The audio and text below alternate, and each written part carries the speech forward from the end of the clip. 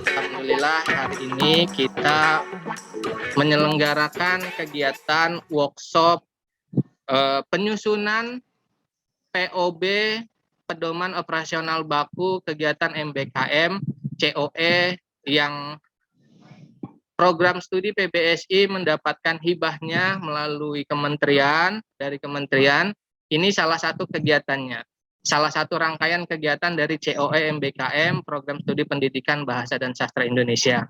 Adapun beberapa kegiatan-kegiatan yang sudah kita lakukan sebelumnya adalah penyusunan pedoman, kemudian penyusunan RPS, perangkat pembelajaran yang sudah kita lakukan, dan hari ini salah satu rangkaiannya adalah kegiatan workshop penyusunan pedoman operasional baku.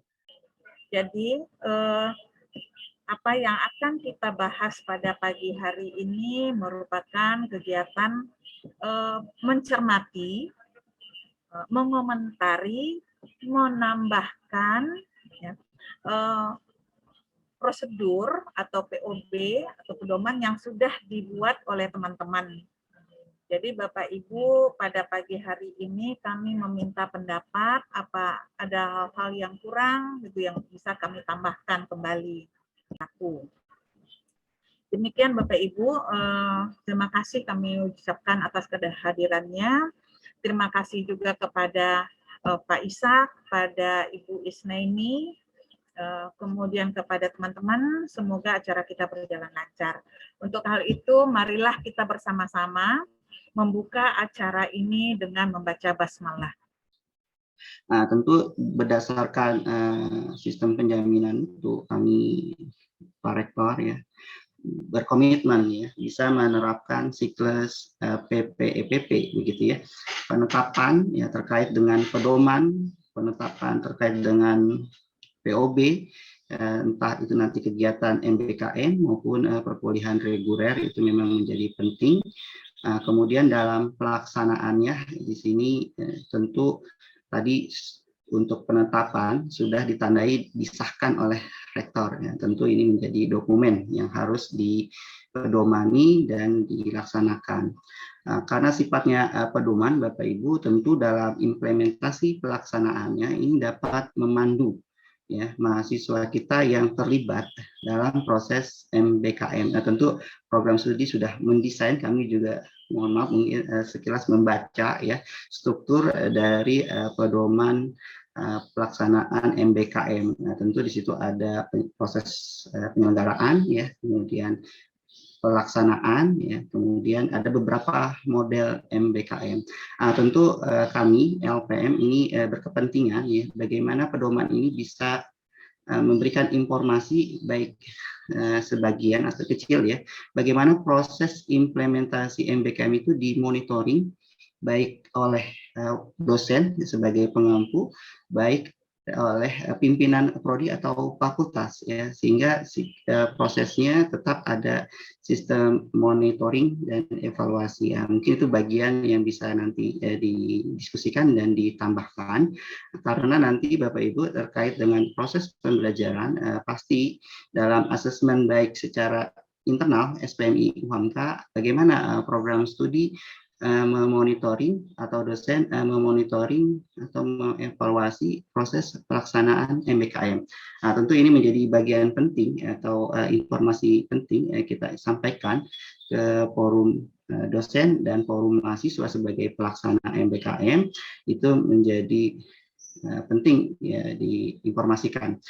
Kemudian yang kedua proses pengendalian ya, tentu di sini langsung ya dikendalikan, dimonitoring langsung oleh unit ya bagaimana pelaksanaan pedoman yang ditetapkan oleh program studi ya apakah sesuai dengan pedoman yang ditetapkan. Nah, nanti unit mutu bersama Kaprodi melakukan observasi ya atau melakukan survei ya, nanti mungkin mitranya ya Prof Prima ya atau dosen ya dengan penyelenggaraan BKM ini merasa puas atau tidak. Nah, itu juga menjadi bahan yang akan sampaikan begitu ya. Kemudian proses peningkatan tentu untuk tahun berikutnya dari pelaksanaan tahun ini apa yang akan dievaluasi, apa yang akan disempurnakan, ya. Kemudian pelaksanaan tahun ke depan tentu targetnya akan lebih baik daripada tahun ini ya Prof ya. Tadi sudah disampaikan oleh Pak Jupri ya, target Oktober ini sudah harus ada laporan begitu.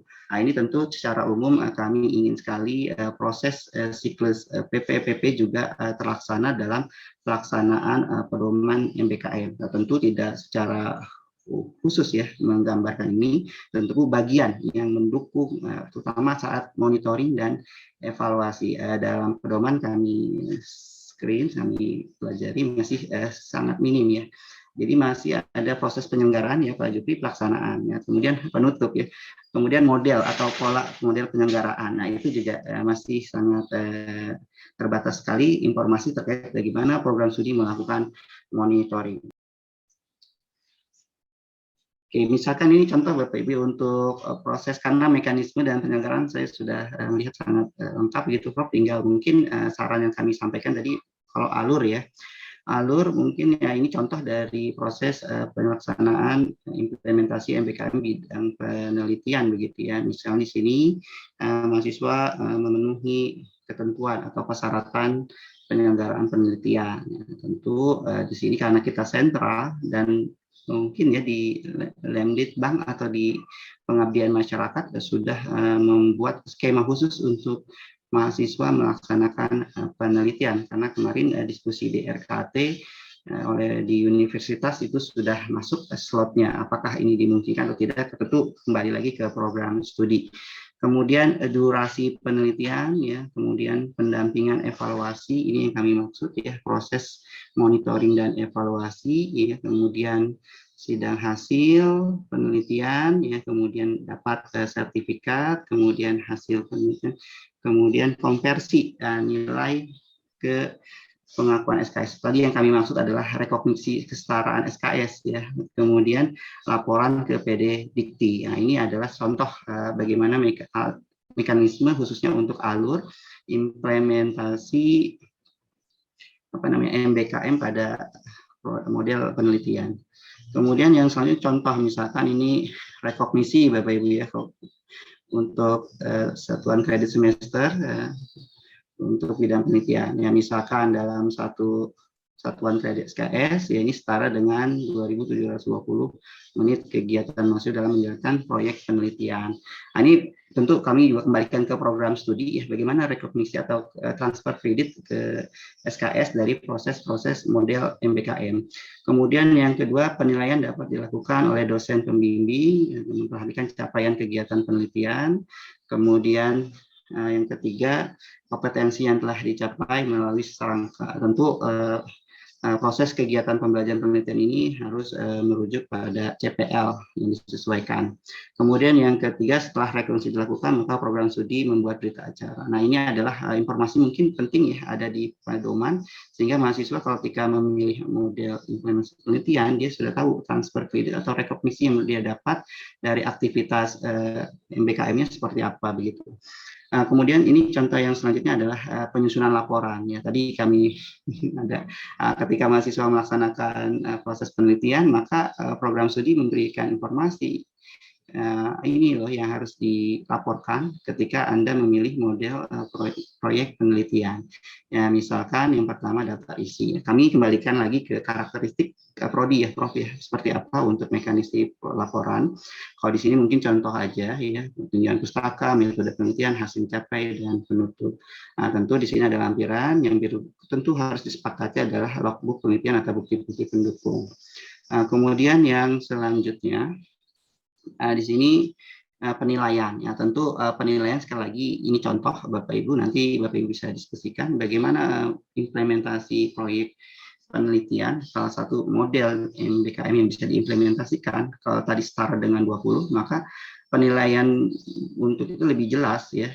Mungkin kalau kita merujuk pada standar SNDikti, di sini ada 5 ya, ada 5. Yang pertama memenuhi edukatif, otentik, akuntabel, transparan dan seterusnya. Nah, tentu kesepakatan poin kehadiran, dan ini kembalikan lagi ke program studi apakah ini disepakati atau tidak.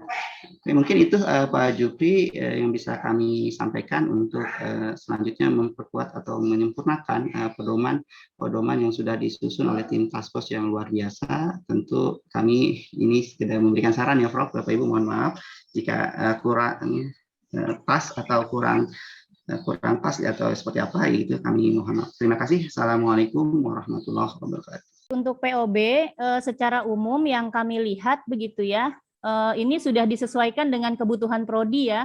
Artinya memang udah spesifik ke prodi PBSI seperti itu. Nah, hanya saja yang menjadi pertanyaan atau ingin kami konfirmasi itu adalah kalau ini memang tadi sudah ditetapkan ya sama prodi ya, jadi ini sudah terjawab bahwa prodi PBSI memang ingin menggunakan sistem paruh waktu dan penuh waktu untuk kegiatan pertukaran mahasiswa.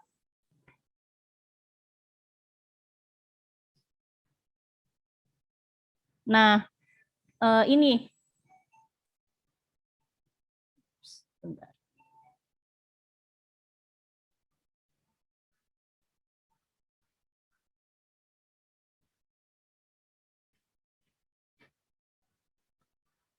Nah, ini Pak Jupri dan Bapak Ibu yang ingin dikonfirmasi maksud mahasiswa menuntaskan perkuliahan pertukaran dengan mendapat IPS minimal 3 itu maksudnya seperti apa ya,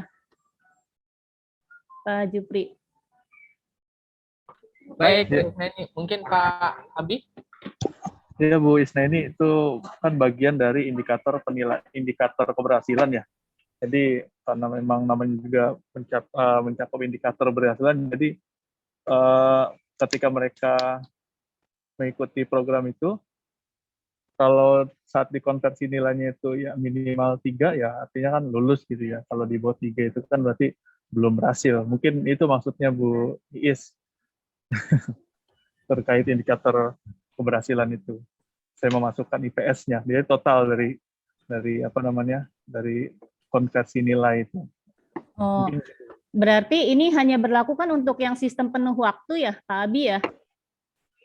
Iya mungkin ya, penuh waktu. Karena yang di apa namanya? Yang di paruh waktu kan tidak nih. Berarti yang saya tangkap gitu ya, yang saya tangkap ketika mahasiswa mengikuti kegiatan pertukaran mahasiswa, taruhlah misalnya dia mengambil 20 SKS gitu ya, setara dengan 10 mata kuliah.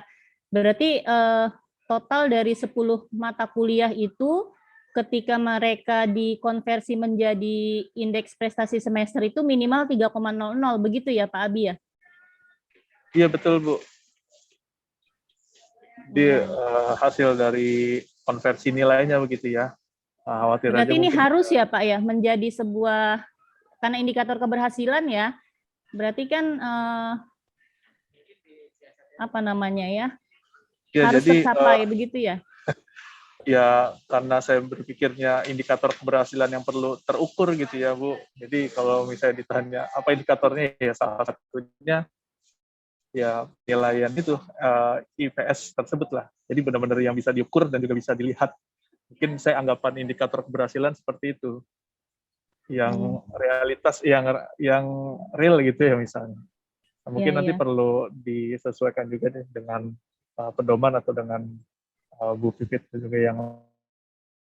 Ya karena kalau saran Bu Is gimana kami Bu? cenderungnya itu bukan ke IPS gitu Pak Abi ya, tapi lebih kepada misalnya nilai mata kuliah yang diperoleh, misalnya ya minimal B atau minimal A gitu. Jadi misalnya mau ditetapkan bahwa mahasiswa yang mengikuti kegiatan pertukaran itu mendapatkan nilai minimal B, misalnya seperti itu. Itu jauh lebih terukurnya per mata kuliah begitu ya daripada IPS. Takutnya kan apa namanya, ketika mereka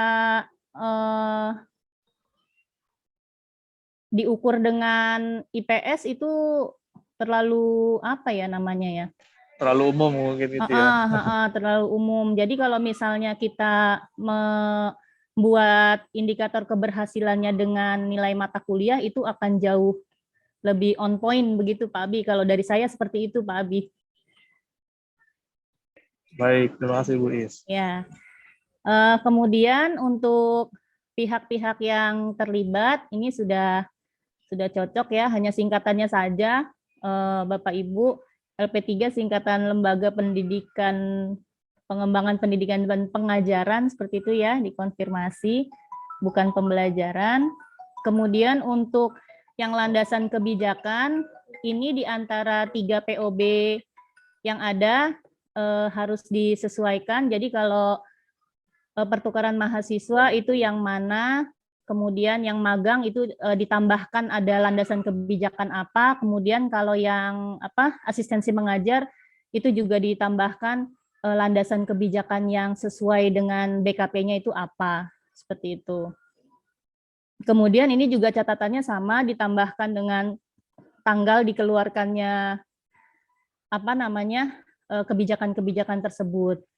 Bahkan kemarin ketika saya mengikuti sosialisasi dari LLDikti itu, bahkan sampai disuruh menuliskan pasal dan ayatnya begitu ya, supaya lebih on point gitu, supaya lebih langsung tertuju pada hal yang dimaksud. Nah, kemudian untuk yang ketentuan umum ini tidak ada masalah, hanya yang ingin saya konfirmasi itu adalah yang bagian ini. Nah, mahasiswa membuat laporan hasil kegiatan pertukaran mahasiswa dan menyerahkannya kepada tim rekognisi. Karena di pertukaran mahasiswa itu mahasiswa kan hanya mengikuti mata kuliah ya Bapak Ibu ya. Artinya mereka mengikuti prosedur yang ada di Prodi Mitra kan seperti itu ya. Nah ini apakah memang diharuskan mahasiswa membuat laporan hasil kegiatan atau cukup sampai dengan mahasiswa mendapatkan nilai dari mata kuliah yang mereka ikuti di prodi yang lain? Mungkin bisa dikonfirmasi terlebih dahulu Pak Jupri. Baik, Bu Isna, ini terkait masalah pertukaran mahasiswa ya. Memang laporannya itu kita sebenarnya masih belum yakin betul sebenarnya ini apakah mahasiswa itu hasil akhirnya hanya berupa nilai saja dari mitra kami gitu ya, atau memang mereka harus dibuatkan juga, artinya ditugaskan juga untuk membuat laporan hasil kegiatan, karena mereka kan juga apakah juga harus membuat logbook dan yang lain-lain terkait masalah ini. Nah, mungkin masukan dari LP3 akan sangat bermanfaat sekali untuk kami untuk perbaiki terkait ini, Bu Isna ini.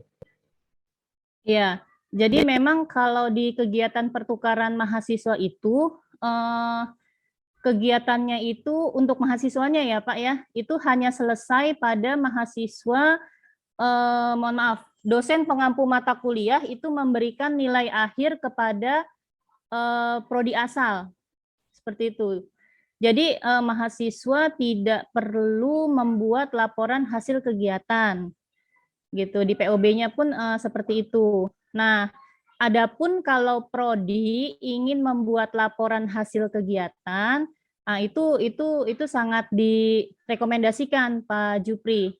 Gitu. Jadi laporan hasil kegiatannya itu tadi ya sistematikanya seperti yang sudah disampaikan oleh Pak Ishak, misalnya mitra kita siapa, MOU-nya siapa, kemudian daftar nama mahasiswa yang mengikuti, surat tugasnya, pokoknya untuk kegiatan administratif lah gitu ya, monefnya seperti apa. Tetapi kalau untuk mahasiswa sendiri, itu nanti dosen dari Prodi Mitra itu cukup mengirimkan kehadiran, BAP, dan nilai. Nah, itulah nanti yang akan menjadi rujukan bagi prodi asal untuk merekognisi hasil kegiatan pertukaran mahasiswa itu ke dalam SKS yang akan dialih kredit. Seperti itu Pak Jupri. Kemudian yang berikutnya itu adalah apa tadi ya? Terkait melaporkan kepada PD Dikti. Ada di poin mana ya?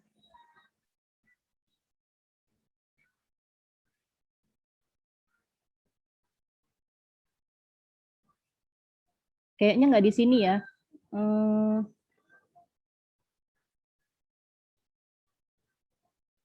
Kalau nggak salah, saya waktu membaca melihat bahwa Prodi melaporkan. Iya betul Bu Is. Iya ya. Ada di ada- mana ya? Saya lupa ininya. Kalimatnya itu ada di mana? Prodi melaporkan nilainya itu ke PD Dikti ya. Seperti itu. Nah, itu mungkin bisa direvisi karena kita kan melaporkan data ke PD Dikti melalui BAK ya. Nah, ini terkait dengan alir ya, alir bagan pertukaran mahasiswa. Ini dibuatnya kan secara umum ya. Secara umum untuk tiga model yang tadi ya, untuk yang di dalam universitas, di luar universitas dengan prodi yang sama maupun di luar universitas dengan prodi yang berbeda.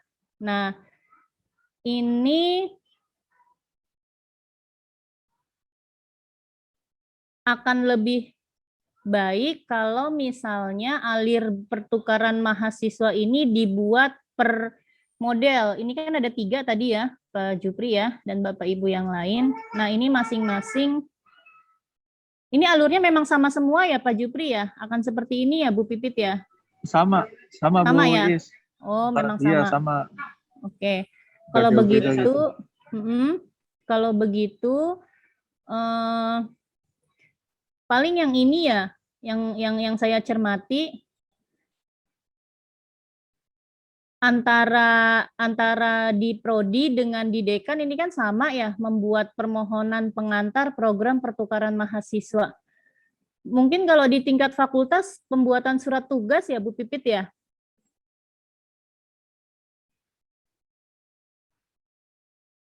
Tidak hanya sekedar membuat pengantar begitu. Jadi setelah mahasiswa itu lolos seleksi, kemudian dekan membuatkan surat pengantar tugas atau rekomendasi. Seperti itu. Itu aja sih Pak Jupri untuk yang terkait bagan pertukaran. Kemudian di sini tadi nampaknya belum ada kegiatan Monef ya Pak Jupri ya? Iya belum Bu Is. Jadi di sini Betul, Prodi Bu Is, belum belum ada. melaksanakan kegiatan Monef. Monefnya itu akan dilakukan di mana? Misalnya antara 10 dan 11 ini baiknya ada kegiatan Monef yang tadi disampaikan oleh Pak Ishak gitu ya, sehingga nanti terlihat bahwa di kegiatan pertukaran mahasiswa ini akan ada Monef. Itu aja catatannya Pak. Kemudian untuk asistensi mengajar, ini sudah spesifik ya Pak ya.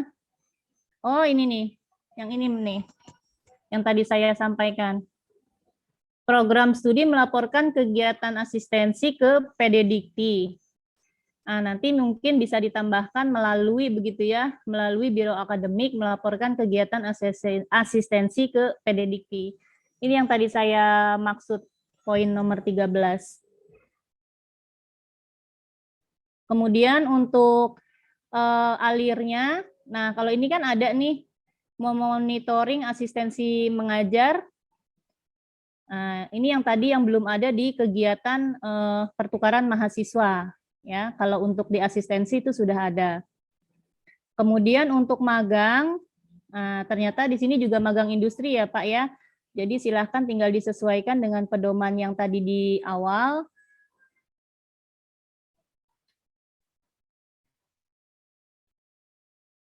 Nah, untuk kegiatan magang dan asistensi mengajar, mahasiswa itu kan memang membuat logbook ya. Nah, ini perlu perlu dispesifikasi kembali logbooknya ini apakah logbook harian, mingguan, atau bulanan gitu.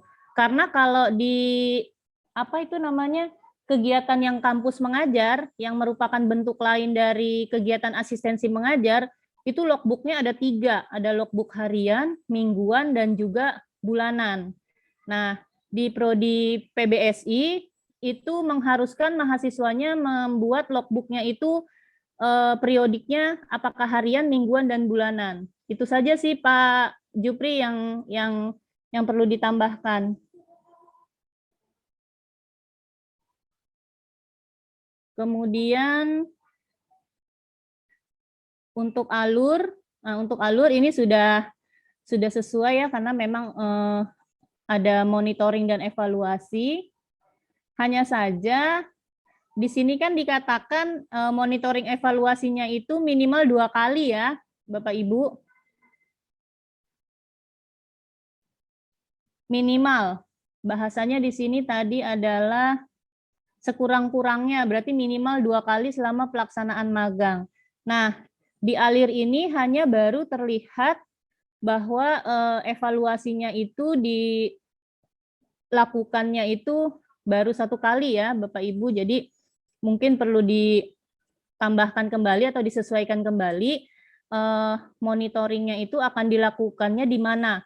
Apakah di proses dan di akhir 2 kalinya itu, atau semuanya diproses. Nah, itu perlu diperjelas di dalam alir kegiatan magang industri. Seperti itu. Demikian dari saya, Pak Jupri. Terima kasih.